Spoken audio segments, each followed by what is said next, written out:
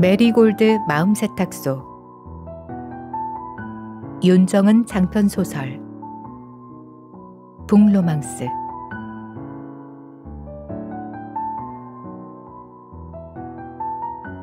해야 할 임무가 있는 자신에게 음식을 씹고 즐기는 여유는 사치라 생각했다. 그래서 그동안은 한 알만 먹으면 하루치 에너지를 얻을 수 있는 알약으로 연명해온 소녀였다.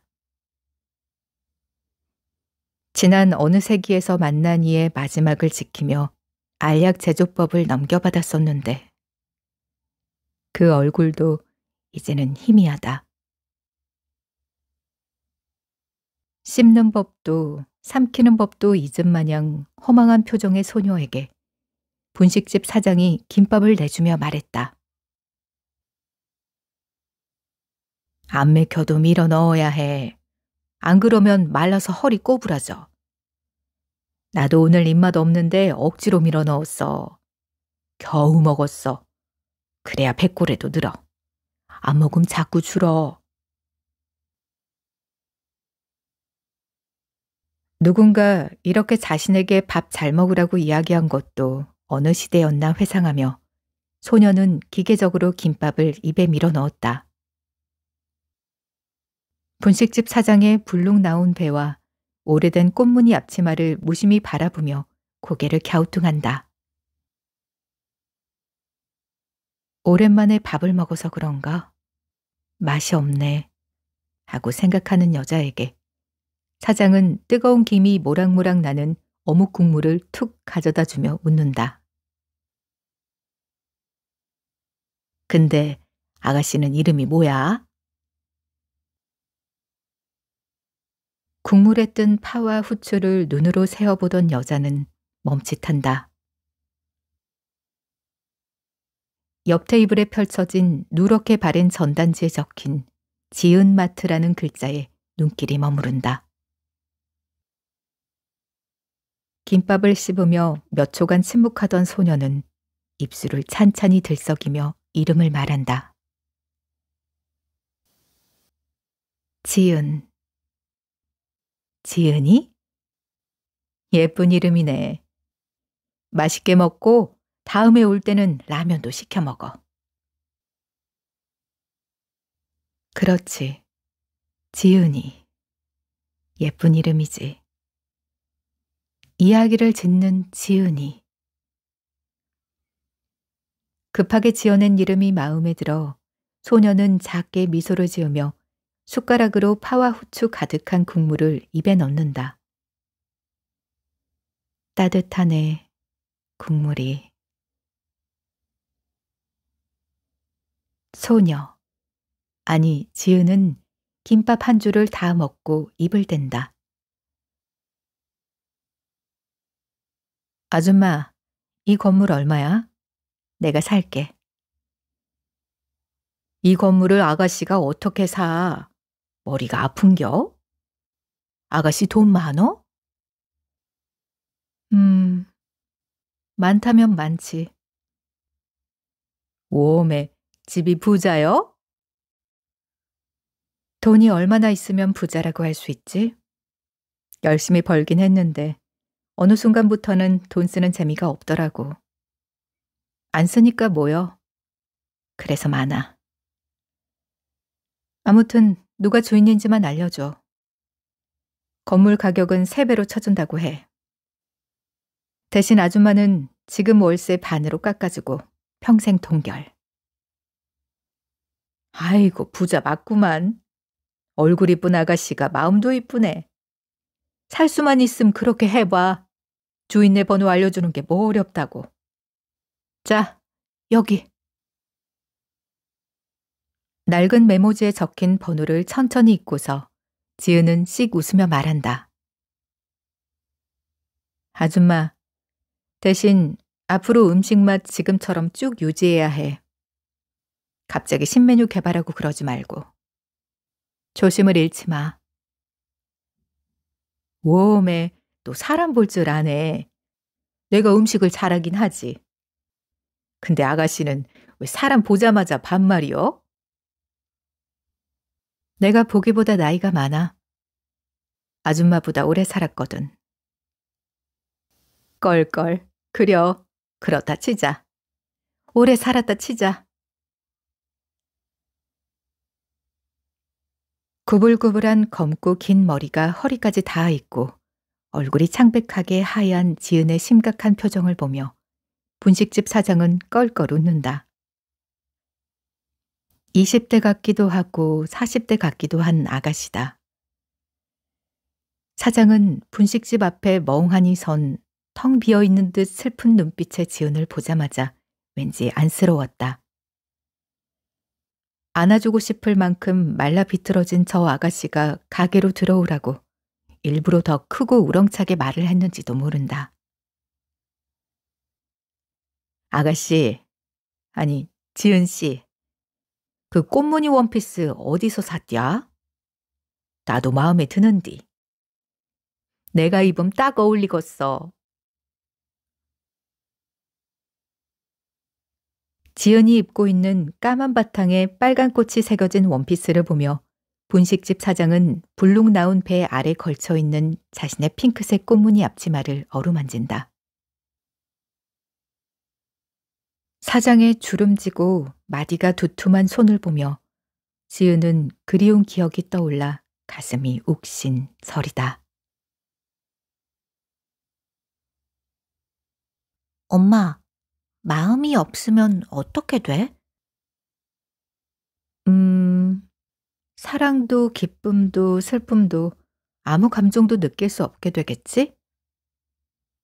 슬프지 않으면 좋은 거 아니야? 슬픈 일이 있었어? 아니, 책에서 슬픔이랑 아픔이랑 감정을 읽었어. 그래서 궁금했어. 만약에 말이야, 마음이 아프면 꺼내서 얼룩을 지우고 햇볕에 널어 잘 말리면 돼.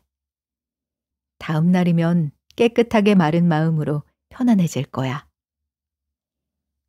마음을 꺼낼 수 있어? 꺼낼 수 없으면 이렇게 종이에 마음을 그리면 어떨까? 좋아. 그런데 마음이 아프면 엄마가 안아주면 되잖아. 반짝이는 맑은 눈으로 말을 하는 아이에게 대답 대신 등을 가만히 쓰다듬으며 토닥이던 엄마는 앞치마에서 쿠키를 꺼낸다. 노란 원피스를 입고 양볼이 빨간 아이는 쿠키를 받아들고 베어 문다. 쿠키 가루를 얼굴에 묻히고 양팔을 벌려 날듯이 뛰어다닌다. 꽃바람이 회오리 치듯 몰려와 아이를 감싼다. 빨간 꽃잎에서 뒹굴듯 놀던 아이는 꽃잎이 되어 사라진다. 이 원피스 한 50세기 전에 샀어. 지금은 없을 거야. 다음에 봐, 아줌마. 검고 긴 속눈썹에 슬픔이 걸린 지은은 우리 분식 사장의 앞치마에서 시선을 거두고 그리운 기억에서 빠져나와 계산을 마치고 가게를 찬찬히 둘러본다. 짧은 한숨을 내쉰 뒤 이내 휴대폰을 꺼내 건물 주인의 번호를 하나씩 꾹꾹 누른 다음 통화 버튼을 누른다. 연결음을 들으며 분식집 옆 건물에 붙어 있는 낡고 바랜 간판을 발견한다. 마음 세탁소. 모든 얼룩을 지워드립니다. 명품 드라이 클리닝.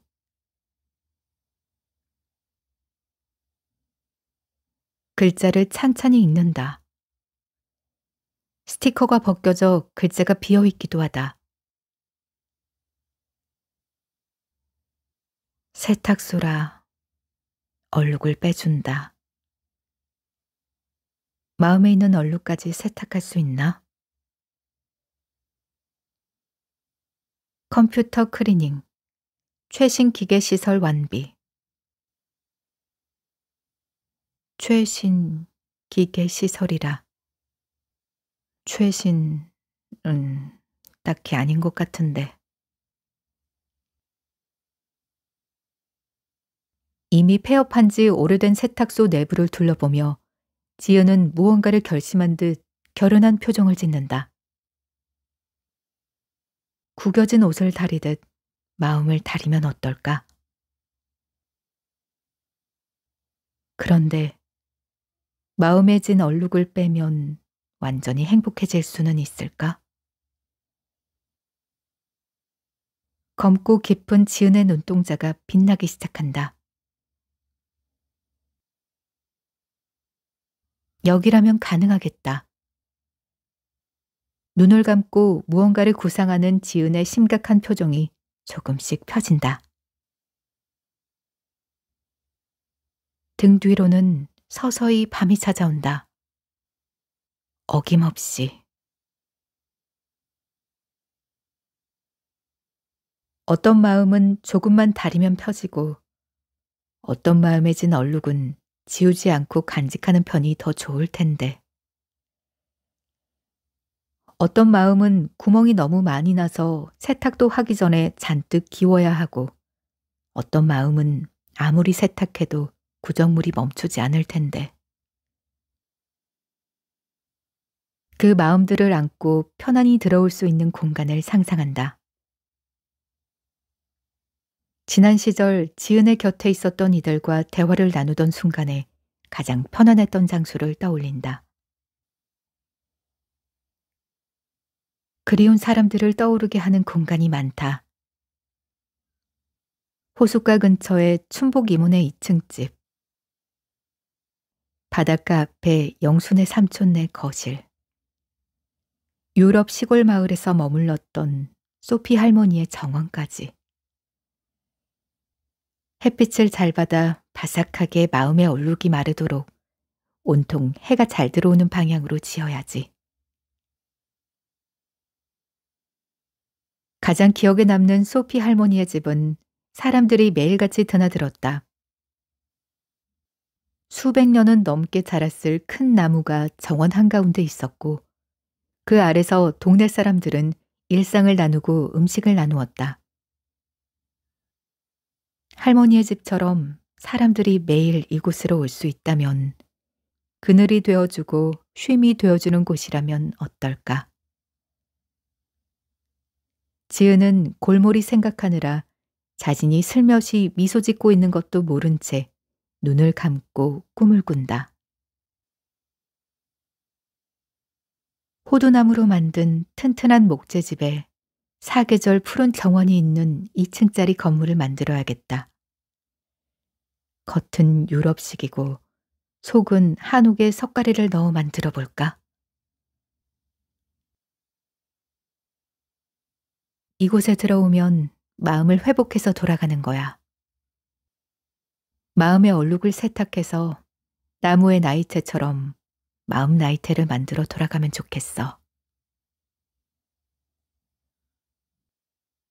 7개의 나무 계단을 지나면 동백이 흐드러지게 핀 동그란 아치형 입구가 나온다. 오래된 나무로 만든 문을 열고 들어서면 비밀의 정원으로 들어선 듯 문 밖과 다른 세상이 펼쳐진다. 언덕에 있으니 낮에는 따뜻한 해가 종일 들어오고 밤에는 은은한 달빛이 비출 거야. 모두가 잠든 깊은 밤. 커다란 꽃이 피어나듯 마음 세탁소가 조용히 빨간 빛 속에서 생겨난다. 한 입 한 입 웅크리고 있던 몽우리에서 꽃잎들이 기지개를 펴듯 한 층씩 건물이 피어난다. 1층은 세탁물을 받는 공간과 차를 우려내는 공간을 겸해 높은 바 테이블을 만든다. 2층은 세탁실이다. 이곳에서 마음의 얼룩을 빼고 구겨진 마음을 다림질해야 하니 장식은 최대한 배제한다. 기계 세탁실과 다림질 공간을 만들고 기다리는 이들이 쉴 수 있도록 4인용 테이블 2개를 배치한다. 아, 조명을 달아야지.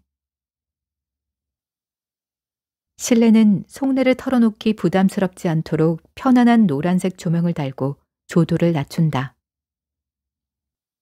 민낯이 훤히 보이는 빛보다는 마음을 숨길 수 있는 어두운 여백이 편할 테니. 2층으로 이어지는 계단 구석으로는 사람 한 명이 겨우 올라갈 법한 동그란 철제 계단을 설치한다. 철제 계단을 타고 올라가면 펼쳐지는 옥상 정원 한가운데는 손님들을 위한 빨랫줄을 걸고 자신을 위한 빨랫줄도 건다.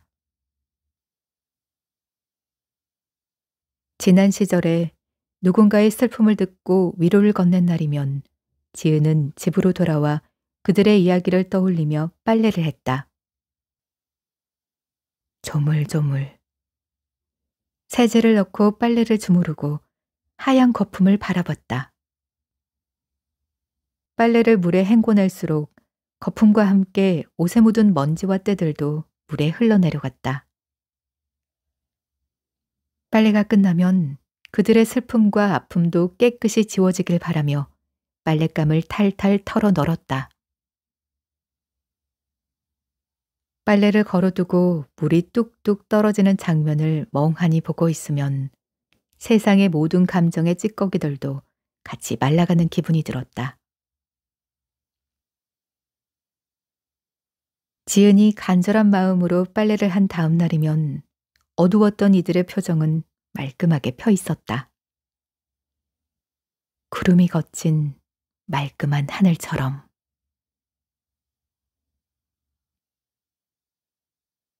마음 세탁소를 다녀가면 당신들은 편안해질 거야. 편안함이 가득한 공간이 되길 바라는 지은의 간절한 바람으로 동네에서 가장 높은 언덕에 마음 세탁소가 그렇게 탄생했다. 다행이다.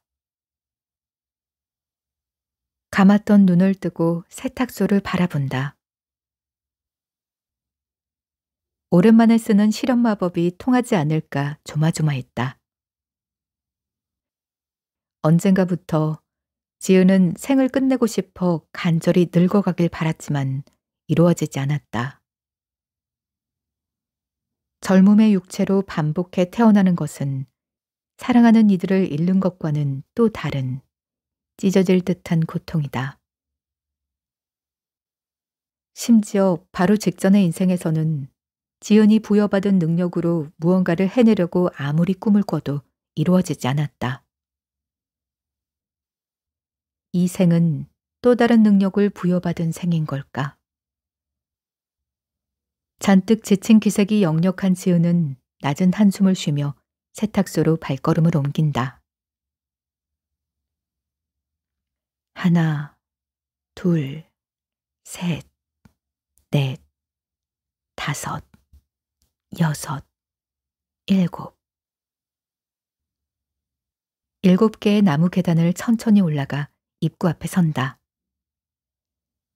건물을 피워낸 빨간 꽃바람이 지은의 발밑으로 몰려와 지은이 입은 원피스 무늬 속으로 빨려 들어간다.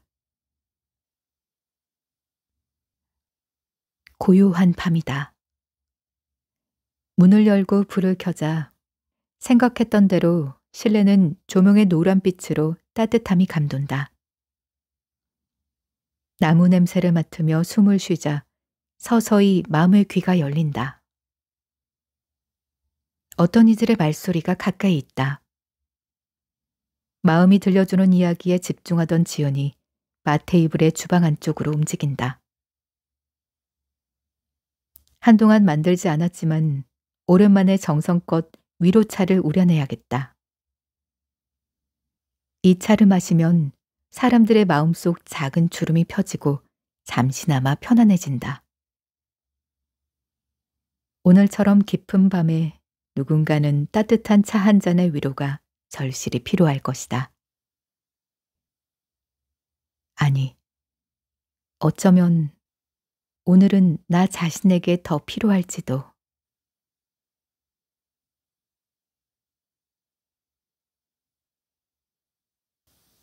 할 수만 있다면 마음을 통째로 꺼내서 박박 빤 다음에 다시 집어넣고 싶어. 연희는 가파른 계단을 오르며 중얼거렸다. 사방이 슬프도록 아름다운 계절이다. 5월이고 초록이 가득하고 꽃향기가 훈풍을 따라 사방으로 퍼지는 아름다운 밤이다. 마음을 어떻게 꺼내지? 심장을 꺼내면 그게 마음인가? 노트북이 무겁게 어깨를 짓누르는 백팩을 고쳐매고 숨을 헐떡이며 재하가 묻는다. 마음에 형체가 있었던가?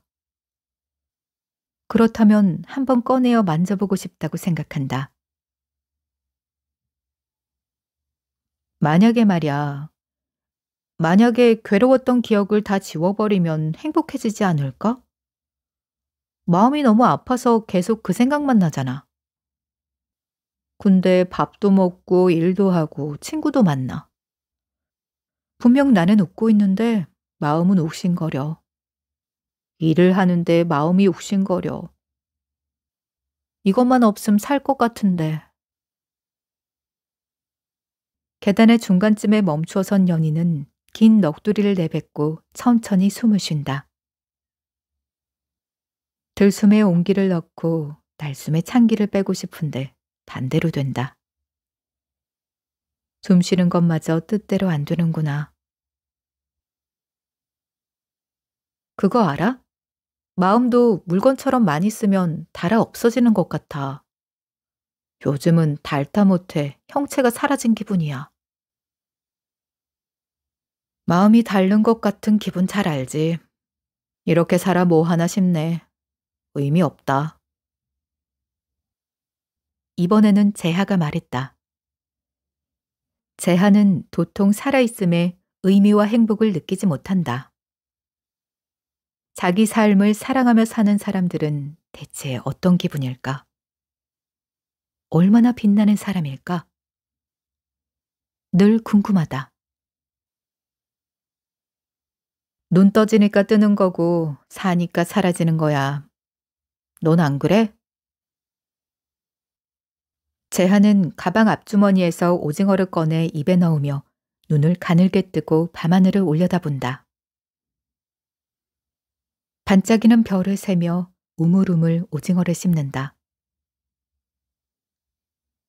재하의 말을 듣고 연희는 고개를 오른쪽으로 내리며 폴 발레리의 문장을 생각한다. 바람이 분다. 살아야겠다. 스치는 바람에도 살아야 하는 이유가 생기는데 우리는 왜 이렇게 사는 게 힘든 걸까? 재하와 연희는 가로등이 깜빡거리는 계단의 중간에 나란히 걸터앉아 말없이 밤의 고요에 잠겨 있다. 오늘은 하늘은 맑은데 달이 없네. 재하는 차가운 시멘트 계단의 냉기에 소름이 돋아 엉덩이를 두 손으로 부여잡는다. 사는 일이 시멘트에 닿은 엉덩이만큼 차고 고되지만 손바닥만큼의 온기는 느끼고 싶다. 잠깐만. 연희야, 지금 저거 뭐야? 재하는 등 뒤에서 벌어지는 광경에 자지러지게 놀라 연희를 붙잡고 벌떡 일어선다. 연희와 재하는 동시에 서로를 끌어안다시피 잡는다. 눈을 뜨고 보고 있지만 믿기지 않는 풍경에 둘은 동시에 생각한다. 드디어 우리가 미치기까지 한 건가? 계단 가장 꼭대기에 있는 분식집에서 새빨간 꽃이 바람을 타고 회오리 치고 있었다. 자세히 보니 분식집 바로 옆으로 동백꽃이 빠르게 휘몰아치고 소용돌이 안에서는 건물이 올라가고 있다. 피어나 건물이 그러게 피어나네. 우리 지금 동시에 꿈꾸고 있어? 그런가? 꿈속에서 만난 건가? 어쩌면 손을 잡고 저 꽃잎 속으로 빨려 들어가도 아름다울 것 같다. 마주 잡은 두 손에 땀이 차오른다. 순식간에 빨간 꽃잎 사이로 주택을 개조한 느낌의 2층짜리 건물이 생겨났다. 꽃에서 나무가 피어난 마냥 충격적인 장면이었다. 재하야, 원래 저런 건물이 저기 있었지?